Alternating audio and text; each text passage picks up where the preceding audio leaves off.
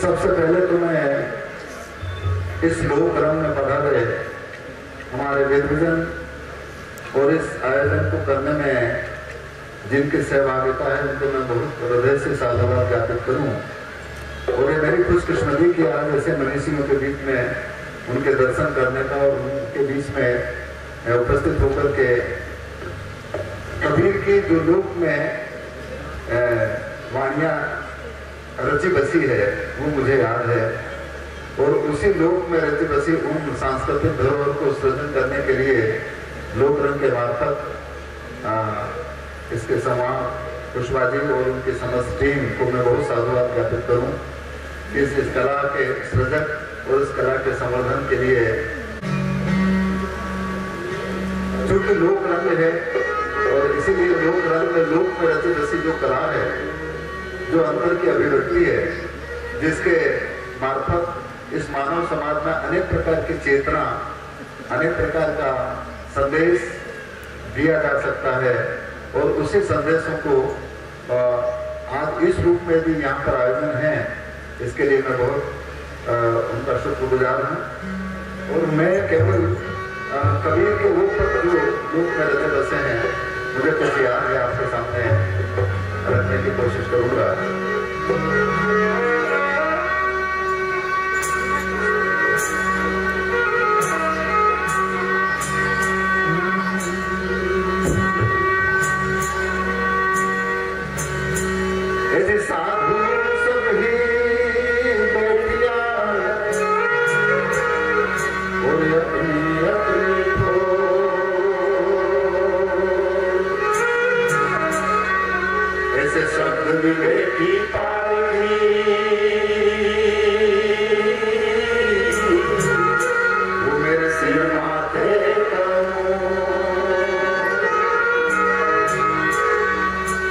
ऐसे पारकी महानुभाव जिन्होंने इन संतों के और इन महापुरुषों को जीवित रखा मुख्य रूप से, और उन खोज करके एक सत्य की साक्षानुभूति करने का काम आपने किया और उन्होंने पुस्तक लिखी है। वाकई आपने बहुत ही उत्कृष्ट कार्य किया है, क्योंकि कबीर को या गुरु नानक को या रविदास को, बाबू फंटू, गरीब साहब, इनको कौन लिखेगा?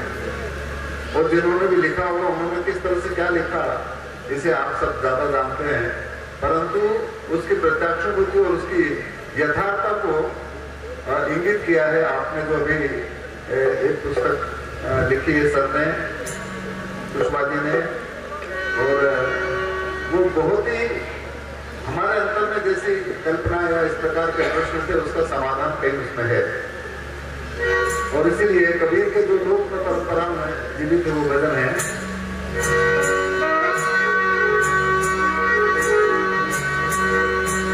गुरुमूर्ति मुख चंद्रमा, गुरुमूर्ति मुख चंद्रमा सेवक नैन जगो,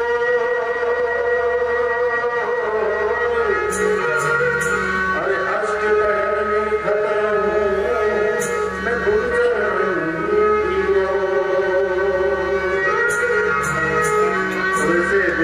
ऐसे अनुभवी पुरुष यहाँ पर हैं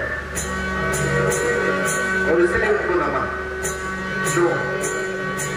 क्योंकि गुरु बिन ज्ञान में रूप देन, गुरु बिन मिले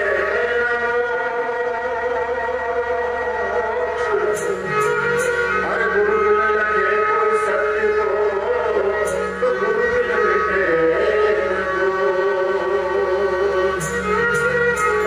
कभी और खामियां ऐसे विद्युतों के मार्फत ही दूर होती है।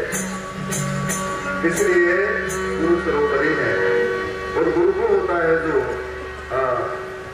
एहसास है, प्रत्यक्षानुभूति है, अनुभव है। इसी वजह से कबीर कहते हैं कि ये सब गुरु बेहद के और बेहद के गुरु नाही, और बेहद अपने आप उपदे अनुभव के निर्माही। और इसीलिए वो हमारे धर्म को ना समझे को दूर कर सकते हैं।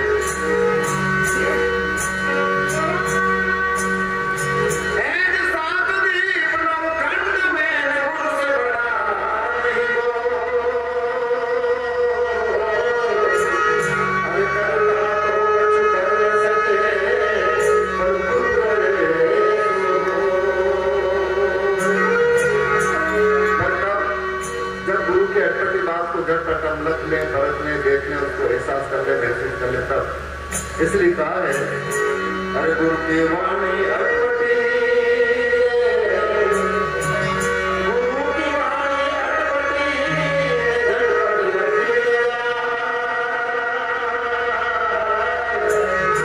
अरे जो जन झटपट लगी रहे, पति गड़बड़ी मिट जाए। और वो खटपट तब मिटेगी जब हम अपनी आंखें खोल लें, और हमारी आंखें कहीं दूसरी ओर खुली जा रही है और निरंतर हम उस जाल में फंसते जा रहे हैं। और इसीलिए कबीर का एक पद है कि जग मांगन हारा, ऐसे गुरु बिना कौन हो सकता है। पूरा संसार देने वाला अनुभव है और इस वजह से वो पद इस तरह का है।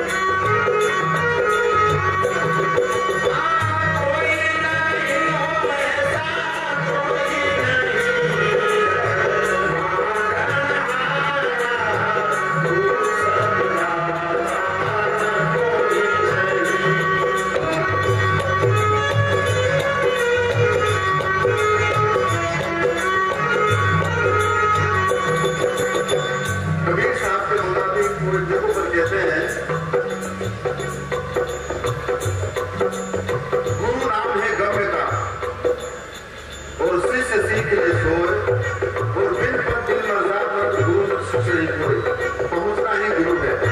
आप और हम सब जिस तरह से जिसके मार्फत यहाँ पर आए हैं, जिस पिंड के मार्फत आए वही आपका गुरु है, ये भी कहते हैं। और एक जगह पर ये भी कहते हैं कि यागण भीतर 3 लोग है, याही में है करतारा, और कहे कभी सुनबे साधु, याही में गुरु हमारा।